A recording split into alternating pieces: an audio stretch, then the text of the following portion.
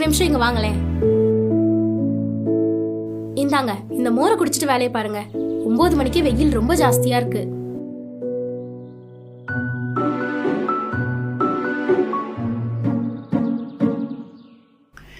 ரொம்ப நன்றிம்மா. அம்மா, இன்னொரு மோர் கிடைக்குமாம்மா? என் பையனும் என் கூட தான் வேலை பார்க்குறான். என்ன சொல்றீங்க? படிக்கிற பையனால எதுக்கு இந்த மாதிரி வேலைக்கு கூட்டிட்டு வரீங்க? ஏன் அழுவுறீங்க? அழுவாதீங்க. என்ன பிரச்சனைன்னு சொல்லுங்க, அப்பதானே என்னால முடிஞ்ச உதவி ஏதாவது பண்ண முடியும். என் வீட்டுக்காரு எப்ப பாரு குடின்னு குடிச்சிட்டே இருப்பாருமா.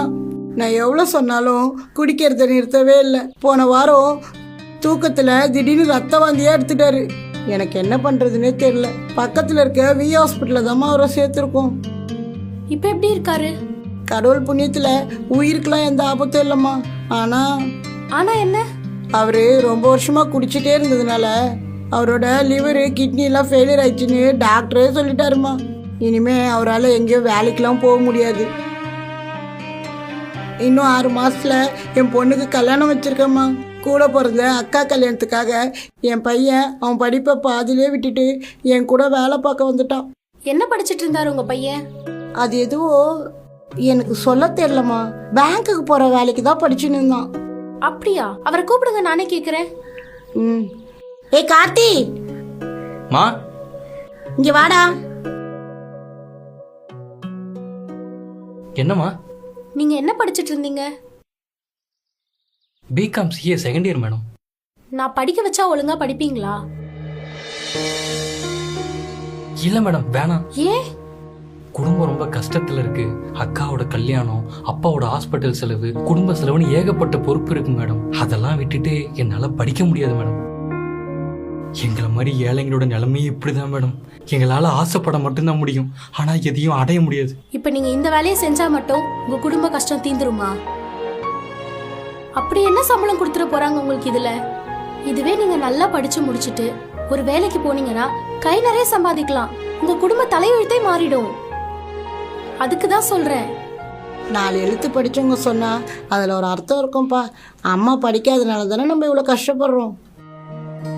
ரொம்ப யோசிக்காதப்பா. காசுனால ஒருத்தர் படிப்பு நிக்க கூடாது. அதுக்கு தான் நான் உதவி பண்றேன்னு சொல்றேன். காசு இன்னைக்கு வரும், நாளைக்கு போகும். ஆனா படிப்பு அப்படி இல்ல. சரி மேடம், நான் படிக்கிறேன். ஆனா அக்கா கல்யாணம், அத கொஞ்ச நாளைக்கு தள்ளி வைங்க. நீங்க படிச்சு நல்ல வேலைக்கு போய் நல்லா கை நிறைய சம்பாரிச்சா நீங்களே தனியால நின்று உங்க அக்கா கல்யாணத்தை பண்ணலாமே. அப்புறம் போறதுக்கு முன்னாடி உங்க அக்கௌண்ட் நம்பரை என்கிட்ட கொடுத்துட்டு போயிருங்க. மாசம் மாசம் காசு உங்க அக்கௌண்ட்டுக்கு வந்துடும். இனிமே படிக்கிறது மட்டும்தான் உங்க வேலை, சரியா? ரொம்ப நன்றி மேடம். ரொம்ப நன்றிங்கம்மா.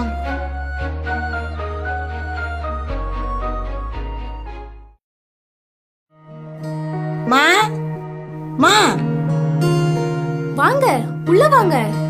வாடா. டேய், அம்மா காலில் வந்து ஆசீர்வாதம் வாங்கிக்கடா. இல்ல அதெல்லாம் வேண்டாம். என்னாச்சு? கையில என்ன ஸ்வீட் பாக்ஸ்? மா, என் பையனுக்கு SBI பேங்க்ல வேலை கிடைச்சிருக்குமா. மாசம் சம்பளம் 80,000 ரூபாய். என் குடும்பம் இன்னைக்கு நல்ல நிலைமையில சந்தோஷமா இருக்குன்னா அதுக்கு காரணமே நீங்க தாம்மா. நீங்களும் உங்க குடும்பம் நல்லா இருக்கணும்மா. மா, கஷ்டப்பட்டு படிச்சு நல்ல நிலைமைக்கு வந்திருக்கிறது உங்க பையன்தான். இதுல நான் பண்ணதெல்லாம் ரொம்ப சின்ன உதவிதான். இருந்தாலும் நீங்க தாம்மா எங்க குலதெய்வம். நீங்க நல்லா இருக்கணும். ரொம்ப தேங்க்ஸ்மா. ஸ்வீட் எடுத்துக்கோங்கம்மா.